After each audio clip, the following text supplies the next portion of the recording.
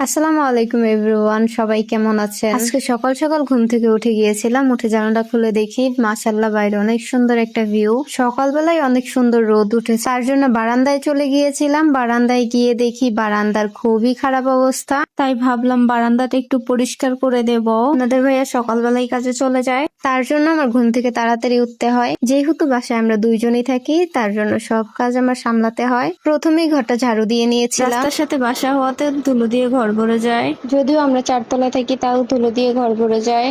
কি আর করার, ঘর তো পরিষ্কার রাখতেই হবে, যার জন্য বারবার ঝাড়ু দিতে হয়। বাইরে খুবই বাতাস, যার কারণে হয়তো ধুলো দিয়ে বারান্দা ভরে গিয়েছে, তাই বারান্দাটা একটু পরিষ্কার করে নিলাম। এরপর বিছানাটা গুছিয়ে নিয়েছিলাম। মাশাআল্লাহ, ঘরটা পরিষ্কার করার পর তো আমার ঘরটা অনেক সুন্দর লাগছিল। সংসারটা হচ্ছে মেয়েদের একটা ইমোশনের জায়গা। প্রত্যেকটা মেয়েই চায় তার ছোট্ট একটা সংসার হোক, যেখানে কারো খবরদারি চলে না। আলহামদুলিল্লাহ, যেটা আমার আছে।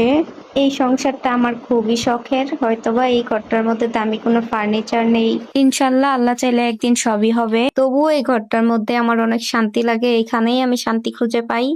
এই বারান্দাটাও আমার খুব শখের। যখনই আমার মন খারাপ হয় তখনই আমি এখানে চলে আসি। এর আগের দিন রাতে আপনাদের ভাই অনেকগুলো শাক নিয়ে আসছিল, এগুলো আজকে আমি রান্না করব। কিছুদিন আগে শাক নিয়ে আসতে বলেছিলাম, তখন পাইনি, তাই আনতে পারিনি। শহরে তো ভালো শাকসবজি পাওয়া যায় না, যেগুলো পাওয়া যায় সেগুলো ফরমালিন যুক্ত। কি আর করার, শহরের মানুষের এইগুলোই খেতে হয়। তাকে শুধু শাক আনতে বলেছিলাম, সে তো শাক পেয়ে সব শাকই নিয়ে চলে এসেছে। সে তো বলছিল বেশি বেশি শাকসবজি খেলে ভিটামিন পাবা, তাই এতগুলো শাক নিয়ে আসছি। কি আর করার, শাক রেখে দিলেও নষ্ট হয়ে যাবে, তাই ভাবলাম সবগুলোই আজকে রান্না করে নিব। ড্রেসিং এর উপর কিছু থালা বাসন ছিল, এগুলো ধুয়ে নিচ্ছিলাম। থালা বাসন ধোয়া শেষ করে সবকিছু পরিষ্কার করে নিচ্ছিলাম। যতই আমি বাসায় একা থাকি না কেন, আমার অপরিষ্কার কোনো কিছুই ভালো লাগে না, যার কারণে আমি সব পরিষ্কার করে রাখি। আমার একটা কাজ যদি পরিষ্কার না হয়, ওই কাজটা আমি আবার দ্বিতীয়বার করি।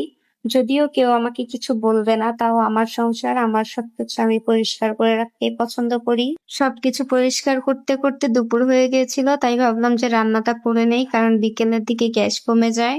এখন তো আবার রোজার দিন, ইফতারি করে তো রান্না করতে আর ভালোই লাগে না, তাই দুপুরের দিকে রান্না বান্না সব শেষ করে নিচ্ছিলাম। প্রথমে পালং শাক ভাজি করে নিয়েছিলাম, এরপর লাল শাকটাও ভাজি করে নিচ্ছি। এই তো লাল শাক ভাজিও হয়ে গেছে। কলমি শাকটা শুটকি দিয়ে রান্না করেছিলাম, সেটি তো খুবই মজা হয়েছিল। সব রান্না বান্না শেষ করে চুলাটা পরিষ্কার করে নিচ্ছিলাম।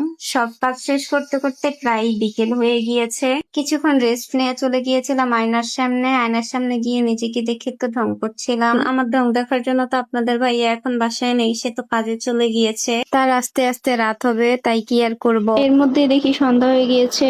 মাশাআল্লাহ, বাইরের সূর্যটা খুবই সুন্দর ছিল। সন্ধ্যা হয়ে গিয়েছে, তাই ঘরের দরজা জানালা সব বন্ধ করে দিয়েছি। এরপর একটু চা বানিয়ে নিয়েছিলাম নিজের জন্য। বাইরের প্রকৃতি দেখতে দেখতে চা খাচ্ছিলাম। হঠাৎ করেই কারেন্ট চলে গিয়েছে। বাইরের আবহাওয়াটাও খুব খারাপ, মনে হচ্ছিল বৃষ্টি হবে। আজকে এই পর্যন্তই, সবাই ভালো থাকবেন, আল্লাহ হাফেজ।